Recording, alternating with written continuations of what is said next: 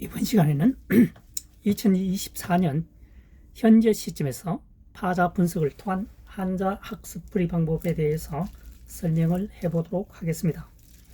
1번 기우입니다. 기두. 자, 보시다시피 기역 표현상 비슷한 게 걸다글입니다. 걸다글. 걸다글이 된 이유가 뭐냐면은 홈이 괭이, 낙 전부 다 기역 자체로 생겼죠. 사용 후에 벽에 걸게 되어 있습니다. 그래서 걸다 그립니다. 옥편에는 나오지 않습니다. 한자사랑이 지정한 한자입니다. 그 다음 남은 것이 삐침 두 개입니다. 거듭첩입니다. 거듭 걸려있는 것 같죠? 거듭 걸려있는 것 같습니다. 좌우가. 무슨 얘기냐면은 새가 창공을 나릅니다. 기시죠. 양쪽 귀가 떨어지지 않으니까 계속 걸려있는 것처럼 보인다는 얘기죠. 그것이 무엇이냐? 새의 날개, 다시 말하면 기치라는 얘기죠. 그래서 깃우자가 되겠습니다. 두 번째 익힐섭입니다. 기두, 그 다음 흰백이죠. 새가 흰 깃털이 날 때부터 날기 위한 연습을 하게 됩니다. 바닥바닥, 퍼덕퍼덕. 그래서 익힐섭입니다. 익힐섭. 기두, 깃. 새의 깃이 흰색일 때부터, 드러날 때부터, 뽀송뽀송 올라올 때부터 날개의 짓을 하면서 나는 연습을 한다. 익힌다는 거죠. 익힐섭이 되겠습니다. 3번 늙은이 옹자입니다. 기두. 기두. 그 다음 늙은이 옹입니다. 공평할 공입니다. 공평할 공. 기두죠. 여기서 기시라고 하는 것은 할아버지의 수염을 생각하시면 되겠습니다. 공이 수염이 난다라고 하면은 늙은이 취급을 받는다는 얘기입니다. 무슨 얘기냐? 과거에는 사람의 수명이 60 전후입니다. 60 전후. 70 정도 되면 굉장히 장수한 거고, 빨리 돌아가시는 분은 50, 그러니까 60 전후에서 60에 환갑을 지냈는데, 환갑이라고 하는 것은 장수했다는 의미, 앞으로 장수하시라는 의미에서 환갑을 지냈다고 보시면 되겠습니다. 해서 공이 기시, 수염이 나면은 늙은이 취급을 받는다. 늙은이에 포함된다. 그래서 늙은이 옹자가 되겠습니다. 4번 띨약입니다. 띨약. 뛰어가다는 뜻입니다. 발족, 꽁적입니다. 꽁적. 꽁이 발을 움직일 때는 뚜벅뚜벅 빠른 속도로 걸어갈 때는 날기 위한 수단입니다. 그래서 약진, 띨약입니다. 띨약. 약진이죠. 앞으로 나간다는 뜻입니다. 5번 편지 한자입니다. 또는 깃한, 기두, 기단이죠. 열십, 날일 열십입니다. 이 한자는 오랜 세월 일입니다. 오랜 세월 일. 날일이죠. 열십, 과거의 10년, 과거의 많은 세월. 아래 것은 미래, 앞으로 다가오는 미래. 그래서 과거와 미래가 합해지면 오랜 세월이 되겠습니다. 오랜 세월 일. 마찬가지로 옥편에는 나오지 않는 한자입니다. 마찬가지로 한자사랑이 지정한 한자어가 되겠습니다. 그러면 어떻게 됩니까? 오랜 세월 사람은 깃을 이용해서 뭐 했다? 편지를 보냈다는 얘기입니다.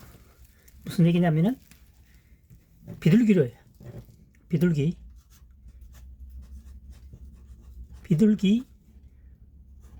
발에 어떤 내용을 적어서 멀리 보내죠. 그것이 뭐냐? 편지다는 얘기입니다. 아주 중요한 기밀문서 따위가 되겠죠. 그래서 편지 한자가 되겠습니다. 오랜 세월 사람들은 깃을 이용해서 편지를 보냈다. 편지를 보내기도 했다. 그것은 우리가 알고 있는 주로 훈련되어진 비둘기를 말합니다. 비둘기 발목에 묶어서 보냈죠. 편지를 보냈다. 편지 한자가 되겠습니다. 그 다음 줄기간으로도 사용됩니다. 줄기간. 6번째 요일요자입니다. 빛날요로 학습하면 더 유리하겠습니다. 빛날요. 자, 꽁적이죠. 꽁적. 해일입니다. 여기서도 마찬가지로 날일로 풀이하는 것보다는 해일로 풀이하는 게 좋겠죠. 해일, 꽁기적, 꽁적. 햇빛에 뭐한다? 날개가 빛이 난다는 거죠. 그래서 빛날요 또는 요일요 되겠습니다. 자, 다시 한번 1번으로 돌아가도록 하겠습니다. 기두. 글다 글입니다. 기억. 옥편에는 나오지 않습니다. 글다 글을 사용하게 된 이유가 뭐냐면은 기억, 호미, 낫, 괭이, 도끼, 대부분 옛날 도구는 기억자로 되어 있습니다. 사용하고 난 후에 찾기 편리하도록 벽에다 걸었습니다. 그래서 글다 글 되겠습니다. 한자 사랑이 지정한 한자어로서 옥편에는 나오지 않습니다. 그래서 글다 글 거듭첨입니다. 거듭 그런 것처럼 보인다는 것이죠. 날개 기치라는 얘기죠. 창공에 날고 있는 새의 날개가 떨어지지 않고 계속 앞으로 진행합니다. 그래서 걸려 있는 것처럼 보인다는 거죠. 잠시 걸리면 떨어질 것인데 떨어지지 않는 걸 보면 거듭 걸려 있는 것처럼 보인다. 그것이 날개 깃에 해당한다는 얘기죠. 기두. 우모 털모자죠. 기두 털모 되겠습니다. 익힐습입니다. 기두 흰백입니다. 깃이 하얗게 뭡니까? 자랄 때부터 깃이 날 때부터 새들은 본능적으로 퍼덕퍼덕 나는 연습을 한다. 익힐섭 되겠습니다. 익힌다는 얘기가 되겠죠. 익힐섭. 3번 늙은이 옹입니다. 공평할 공. 기두입니다. 늙은이니까 사람이겠죠. 사람의 깃이라고 하는 것은 여기서는 뭡니까? 수염으로 생각하겠습니다. 수염. 공이 수염이 나는 것은 하얀 수염이 난다는 것은 뭡니까? 늙은이 취급을 받는다. 40, 50대면 수염이 나기 시작했겠죠. 지금은 아니지만 과거에 수백 년 전에는 평균 수명이 50에서 왔다 갔다 합니다. 60이면 장수축에 장수한 사람에 포함이 됩니다. 그래서 옹고 시어머니 고자죠. 시아버지와 시어머니를 옹고라고 합니다. 4번 띨약입니다. 발족이죠. 발족. 꽁적입니다. 꽁의 발이 움직이는 것은 날기 위해서는 가속도를 붙여야 하기 때문에 뛴다는 얘기입니다. 그래서 띨약이 되겠습니다. 약진하다. 5번 편지한입니다. 오랜 세월 일입니다. 오랜 세월 일. 옥편에 나오지 않습니다. 한자 사랑이 지정한 한자입니다. 자, 여기서는 해일이 아니고 날일입니다. 날일. 날짜가 말이죠. 과거에 10번, 미래에 10번, 10은 여기서는 많다는 것을 의미합니다. 많음. 그러니까 날짜가 과거에 많았던 거와 앞으로 다가올 미래가 많다는 것은 둘 다 과거와 미래를 합하게 되면 오랜 세월이 되겠습니다. 그래서 오랜 세월 일로 뭡니까? 훈과 음을 붙였다는 얘기죠. 훈과 음을 지정했습니다. 한자사랑이 훈과 음을. 그러니까 지금 현재 설명하고 있는 열십, 날일, 열십이 5편에는 없으니까 설명은 해야 되겠고, 이런 한자어가 8천자를 풀이하면서 약 40개 이상이 한자사랑이 만든 한자어가 등장하게 됩니다. 그래서 오랜 세월 1, 사람인 기도입니다. 오랜 세월 동안 사람은 깃을 이용했다는 것은 기도 새를 말하는 거죠. 새를 말하는데 여기서는 대략 비둘기를 이용해서 편지를 보내기도 했다. 그래서 편지한이 되겠습니다. 또는 줄기간도 됩니다. 그 다음 6번입니다. 여기서는 해일로 풀이하겠습니다. 빛나다니까요. 날짜가 빛난다면 이상하죠. 그래서 해가 빛난다 말이 되죠. 꽁적입니다. 꽁이 햇볕에 해에 의해서 반짝반짝한다는 얘기겠죠. 그래서 빛날려 요일료가 되겠습니다. 빛날려 요일료. 또는 이렇게 풀이할 수도 있습니다. 한 번 더 꽁으로 안 하고 한 번 더 풀이하는 거죠. 한 번 더 파자면 기두, 세추입니다.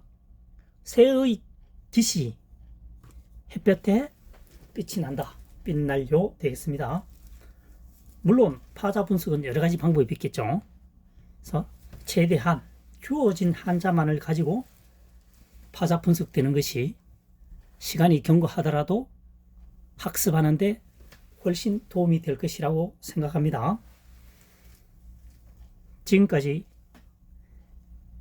한자사랑이 설명한 것은 2024년 현재 시점에서 파자 분석을 통해서 학습하는 방법입니다. 각골문, 설문해자, 상형문자 전혀 등장시키지를 않습니다. 여러 가지 방법이 있지만 어쨌든 여기서는 한자사랑이 설명하고 있는 2024년형 현재 시점의 학습 방법이 되겠습니다. 그래서 영상이 도움이 되셨다면 구독, 좋아요, 응원해 주시면 항상 감사하는 마음으로 더욱 정진하도록 하겠습니다. 감사합니다. 이번 시간에는 2024년 현재 시점에서 파자 분석을 통한 한자 학습 풀이를 쉽게 설명할 수 있는 방법을 설명해 보도록 하겠습니다.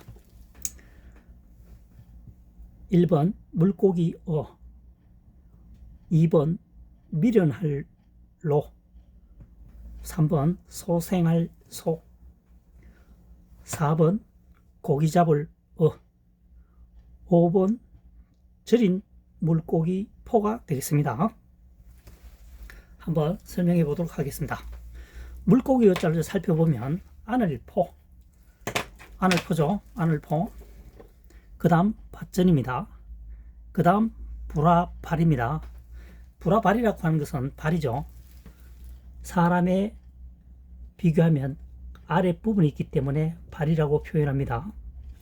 그 다음 아늘포는 맨 위에 있죠. 머리라고 표현을 합니다. 머리, 발. 그렇죠? 그래서 불화발이 되겠습니다. 이 불화가 같다는 얘기죠. 이 불화. 자, 그래서 밭에 안고 가서 불에 구워 먹는 것은 주로 물고기였다는 얘기입니다. 이 한자를 만들 당시에는 수백 년 또는 수천 년 전에 만들어졌겠죠. 그래서 주로 잡을 수 있는 것이 가장 쉽게 잡을 수 있는 게 아마 물고기가 아니었나 생각됩니다. 나는 짐승은 잡기 힘들죠. 그래서 사슴이나 이런 쪽에는 빠르니까 잡기 힘들고, 여기서 흔히 잡을 수 있는 것이 물고기라는 얘기입니다. 밭에 안고 가서 불에 구워 먹는 것은 주로 물고기 종류였다 해서 물고기어가 되겠습니다. 어류. 자, 그 다음 두 번째입니다. 미련할로, 둔할로가 되겠습니다. 여기서는 해일로 풀이하겠습니다. 해일. 미련하다고 날짜하고는 관계가 없죠. 자, 햇볕 위에 뭐가 있느냐 하면 물고기가 있습니다. 햇볕 위에 물고기가 있으면 수분 부족으로 점점 말라서 죽겠죠. 굉장히 미련한 놈이 되겠죠. 그래서 미련할로가 되겠습니다. 미련할로, 둔하다.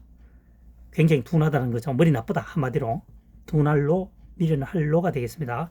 햇볕 위에 물고기가 나와 있으니까, 물속에 있어야 되는데 햇볕에 나와 있으니까 굉장히 미련한 놈이다. 그래서 자기 죽음에 대해서 둔감하다는 얘기가 되죠. 노둔. 3번 소생을 소가 되겠습니다. 이게 이제 풀초머리죠. 풀초머리. 윗부분의 머리에 해당되니까 풀초머리입니다. 그 다음 물고기어, 그 다음 벼화입니다. 여기서는 풀이라고 하는 것은 뭡니까? 약초 정도 되겠죠. 약초.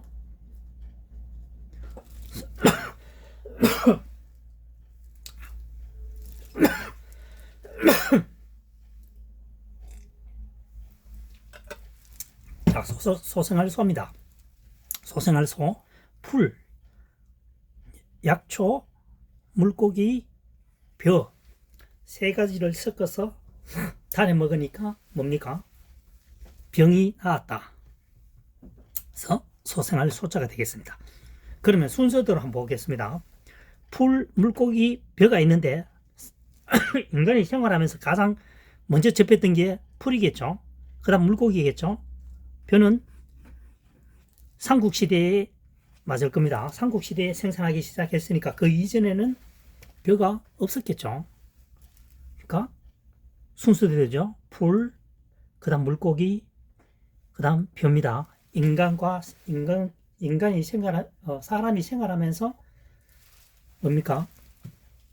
점차적으로 접해지는 부분이 풀이 제일 먼저 먹기 시작했고, 그 다음 물고기를 잡기 시작했고, 그 다음 벼를 생산했겠죠.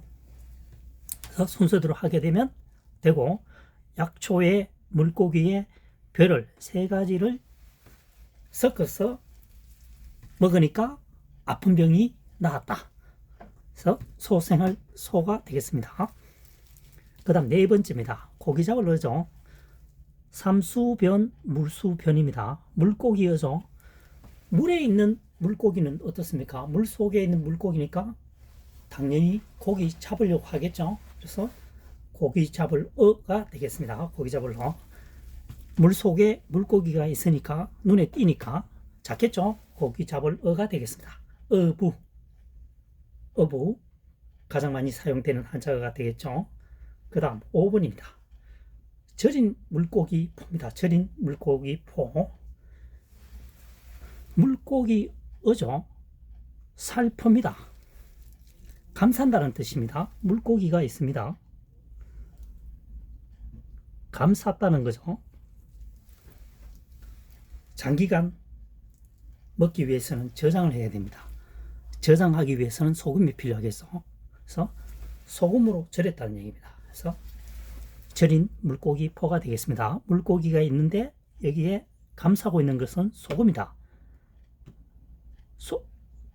소금에 감싼 물고기를 우리는 표현상 물고기를 절인 것이라고 한다. 이렇게 되죠. 그래서 절인 물고기 포가 되겠습니다. 자, 다시 한번 살펴보도록 하겠습니다. 물고기입니다. 아늘포, 밭전, 불황팔입니다. 밭에서 안고 와서 내까지 잡아서 이동을 한다는 얘기죠. 불에서 구워 먹는 것이 수백 년 전 또는 수천 년 전에 가장 흔한 것은 물고기였다는 거죠. 새는 잡기가 힘들었고 동물도 마찬가지죠. 빠르기 때문에 물고기가 가장 쉽게 잡을 수 있지 않았나 생각합니다. 처음이라죠. 가장 시발점이. 그 다음 두 번째 미련할로, 둔할로입니다. 해일이죠. 해일. 해 위에 물고기가 있습니다. 이것은 굉장히 미련한 놈이다. 물고기는 물속에 생활하는 것이 가장 이상적인데 햇볕에 나와 있으면 수분 증발로 죽게 되겠죠. 그래서 굉장히 미련한 놈이다. 그래서 미련할 로가 되겠습니다. 그 다음 3번 소생할 소. 풀초머리 물고기 벼화. 여기서는 약초라고 보시면 되겠습니다. 약초, 물고기, 벼 세 가지를 혼합하여 끓여서 먹으니까 어떤 아픈 곳이 나아서 생명을 다시 구했다, 소생했다. 그런 얘기입니다. 그래서 소생할 소자가 되겠습니다. 네 번째, 고기 잡을 어입니다. 물수변입니다. 물수변. 물 속에 물고기가 있는 것이 보이니까 누구든지 잡으려고 하겠죠. 이것은 현재 시점이 아니고 이 한자어를 만들어질 당시를 생각하시면 되겠습니다. 수백 년 전에 가장 먹기 쉬운 것이 열매나 아니면 물고기 잡는 거겠죠. 그래서 물 속에 고기가 있으니까 잡으려고 한다. 그래서 고기 잡을 어가 되겠습니다. 좀 더 쉽게 표현하면 물고기 잡으려 하면 더 쉽겠죠. 물고기 잡을 어 하면 되겠습니다. 그래서 어부. 그 다음 5번입니다. 절인 물고기 푸입니다. 물고기 어가 있고 살포입니다. 감쌌다는 얘기죠. 물고기가 있고 감싼 것은 소금으로 절여서 장기 보관하려고 소금으로 절였다는 얘기입니다. 그래서 절인 물고기 포가 되겠습니다. 지금까지 설명한 것은 각골문, 설문해자, 상형문자는 전혀 등장하지 않고 있습니다. 주어진 한자만을 가지고 파자 분석하여 훈과 음에, 훈과 음에 맞게끔 설명을 하고 있습니다. 이것이 바로 2024년형 풀이법이 되겠습니다. 훈과 음이죠. 여기서 음이라고 하는 것은 포, 가리키는 것은 절인 물고기죠. 가리킬 훈입니다. 그래서 소리 음이죠. 그래서 훈과 음이라고 합니다. 가리킬 훈, 소리 소리 나는 것은 포, 소, 로, 되겠죠. 가리키는 것은 의미하는 것은 고기 잡는다, 소생하다, 미련하다, 물고기 모두 훈에 해당되겠습니다.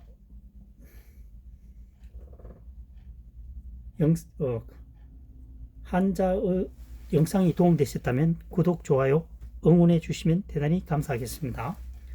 항상 감사하는 마음으로 더욱 노력하도록 하겠습니다. 다음 시간에 또 뵙도록 하겠습니다.